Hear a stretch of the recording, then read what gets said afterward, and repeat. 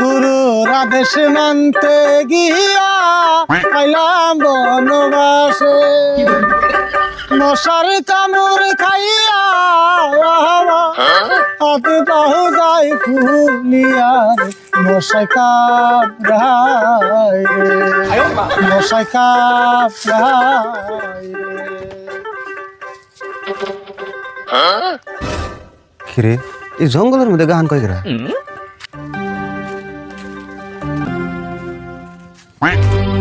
ওরে বাবা রে, হেই ডরাও কে? ডরামু না, তুমি না কুড়াল দিয়ে খুব দিবে নিছ?